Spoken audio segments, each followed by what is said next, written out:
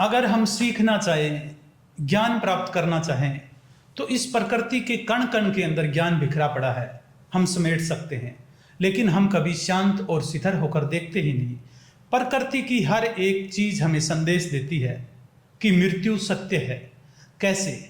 जैसे आप देखते हो, हर रोज सूर्य उदय होता है, एक दिन का जन्म होता है, एक दिन की शुरुआत होती है, और हर रोज सांझ को सूर्य डूब जाता है, एक दिन का अंत हो जाता है। यह हमें क्या सिखाता है कि सुबह जन्म हुआ, अब अस्त हुआ, इस दिन का अंत हुआ। लेकिन हम सिधर होकर देखते ही नहीं।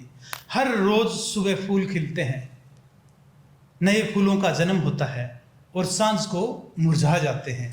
ये हमें क्या संदेश देते हैं कि जन्म हुआ है तो मृत्यु भी होगी।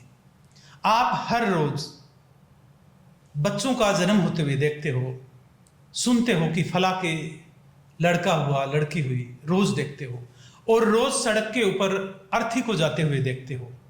लेकिन आप कभी चिंतन नहीं करते कि ये जो अर्थी जा रही है, इसका भी जन्म हुआ था, और आज जिसका जन्म हुआ है उसकी भी एक दिन अर्थी जाएगी। ऐसे अपने आप को देखते ही नहीं। कोई शमशान घाट में जाता है किसी अर्थी के साथ में, तो वहां पर भी मोबाइल में संदेश बजते रहते हैं। वो सोचता नहीं है कि ये जो मार्ग है ये गया है, तुम्हारी भी बारी आने वाली है। लेकिन इस माया के अंदर ऐसे उलझे पड़े रहते हैं कि मोबाइल के अंदर संदेश मैसेज भी करते रहते हैं, बस 10 मिनट लगेगी, 20 मिनट लगेगी, मैं जल्दी आ रहा हूं। और कुछ लोग शांत भी होते हैं कि व्यक्ति चला गया, ऐसा था, ये बोलता था, अब कहाँ चला गया। कुछ लोग सोचते हैं कितनी देर के लिए, थोड़ी देर के लिए, और जैसे ही शमशान घाट से वापस मुड़ते हैं तो दोस्तों के फोन आते हैं कि कहाँ रह गए, आओ अभी वो काम करना था। घर वालों के फोन आते हैं, यानी वो 10 मिनट में ही उस मृत्यु को भूल जाएगा और फिर माया में पड़ जाएगा। एक अंग्रेजी कवि है, उसने एक कविता लिखी ईसाई धर्म के ऊपर।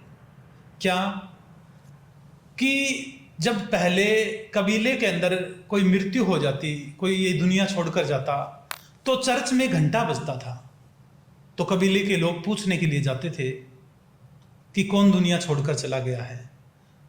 तो अंग्रेजी कवि ने कविता में ये लिखा है कि इस बार चर्च में जब घंटा बजे तो तुम पूछने के लिए मत जाना कि किसकी मृत्यु हुई है। वो जब घंटा बजे तो यूं सोचना कि तुम्हारा ही संदेश, ये मृत्यु तुम्हारा ही संदेश लेकर आई है। लेकिन हम कभी शांत होकर ये चिंतन करते ही नहीं कि हमारे दादाजी भी थे, उन्होंने भी जन्म लिया, उन्होंने जीवन जिया और चले गए। हमारे पिताजी थे, उनका भी जन्म हुआ, वो भी जवान हुए थे, वो भी चले गए। हमारा भी जन्म हुआ है, हम ही कुछ ही समय बाद में चले जाएंगे। लेकिन जागते नहीं है, ऐसे ही दौड़ते दौड़ते एक दिन मृत्यु आती है और वासनाओं की राख हमारे हाथ में रह जाती है।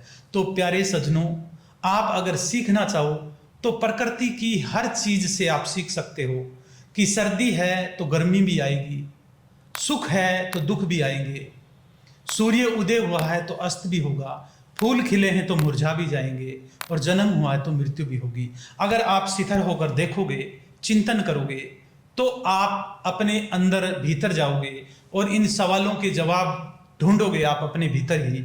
और जब आप सवाल ढूंढोगे तो जो ज्ञान है वो आपके भीतर और प्रकृति के कण कण में आपको मिल जाएगा। जय श्री परम गुरु राधेश्याम जी से जुड़ी ऐसी ही जन कल्याणकारी वीडियो को देखने के लिए हमारे चैनल को सब्सक्राइब कीजिए, फॉलो कीजिए, लाइक कीजिए और मानव जाति के कल्याण के लिए इस वीडियो को ज्यादा से ज्यादा शेयर कीजिए।